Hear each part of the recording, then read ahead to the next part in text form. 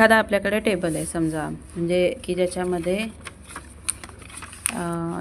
Serial number, name, class, division आणि marks असा आपल्याकडे स्टुडंट्सचा डेटा आहे आणि स्टुडंट्सच्याच नावाने समजा टेबल आहे. तर याच्यातल्या काही गोष्टी आपल्याला करायसाठी सिंटॅक्स काय आहे, कशाचा, SQLचा, तर तो आपण बघणार आहेत.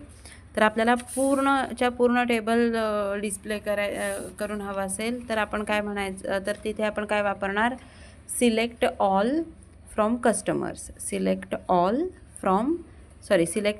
From students. इथे टेबलचं नाव येणार, सिलेक्ट ऑल फ्रॉम स्टुडंट्स, म्हणजे टेबलमधला सगळ्याच्या सगळा डेटा दिसणार.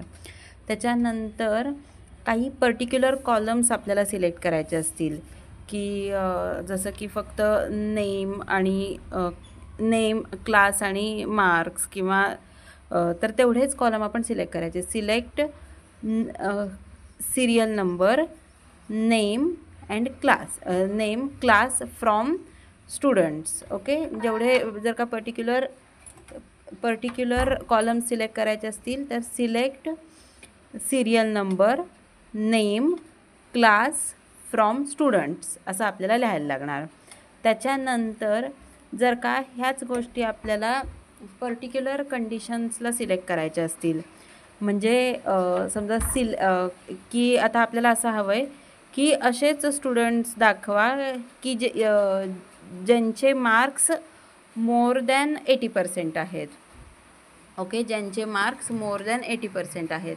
तर ते आपण कसं दाखवणार, select serial number, name, marks from students where marks is more than 80%.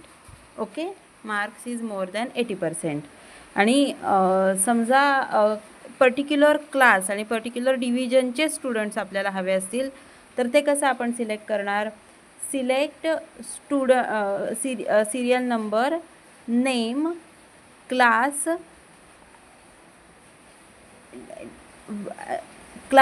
From students where division is A, किंवा पर्टिक्युलर क्लासचे आपल्याला समजा सिलेक्ट करायचे, क्लास सेकंडचे सिलेक्ट करायचे. तर कसं सिलेक्ट करणार, select serial number, name, division where class is second, म्हणजे फक्त सेकंड क्लासच्या सगळ्या डिव्हिजनचे मुलांचे नावं डिस्प्ले करा, अशी कंडिशन. आता आपल्याला फक्त क्लास सेकंडचे 80%च्या अबाव मार्क असलेले स्टुडंट दाखवायचे असतील तर आपण कसं करणार, select serial number, name, division where class is equal to second and marks is more than 80.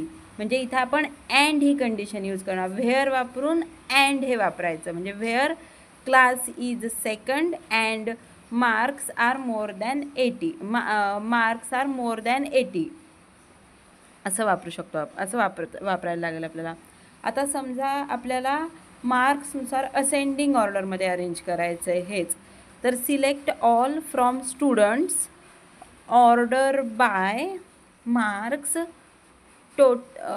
Order by marks descending, म्हणजे मार्क्सप्रमाणे आपल्याला त्यांचे रँक काढायची. तर त्याला आपण कसं करणार, सिलेक्ट ऑल फ्रॉम स्टुडंट्स आणि ऑर्डर बाय वापरायचं, तेव्हा order by marks descending, DESC वापरायचं, म्हणजे डिसेंडिंगने अरेंज करा. आणि समजा युनिक काही गोष्टी आपल्याला त्यातल्या काढायच्यात, म्हणजे समजा डिव्हिजन किंवा किती क्लाससाठी हा डेटा आहे हे आपल्याला काढायचं असेल, म्हणजे फक्त क्लास सेकंड, थर्ड, फोर्थ असे इन्व्हॉल्व आहेत का, किती क्लास याच्यात इन्व्हॉल्व आहेत ह्या टोटल डेटामध्ये, हे आपल्याला काढायचं आहे. तर हे आपण कसं करणार, select distinct class from students, select distinct class from student, म्हणजे वेगळे क्लासचे नावं आहेत, म्हणजे सेकंड रिपीट असेल 2-3 बऱ्याचशा स्टुडंटच्या नावापुढे तर ते रिपीट दाखवू नको, डिस्टिंक्ट फक्त दाखव. डिस्टिंक्ट दाखवलं की आपल्याला किती क्लास याच्यामध्ये इन्व्हॉल्व आहे तेवढं कळेल. ओके, तर select all from the students म्हटलं तर आपल्याला पूर्ण स्टुडंट्सचा सगळ्याच पूर्ण टेबलचा डेटा कळेल. सिलेक्ट जेव्हा आपल्याला पर्टिक्युलर कॉलम सिलेक्ट करायचे असतील तेव्हा सिलेक्ट कॉमा देऊन कॉलम्सचे नावं लिहायचे आणि फ्रॉम इथे टेबलचं नाव लिहायचं. त्याच्यानंतर सिलेक्ट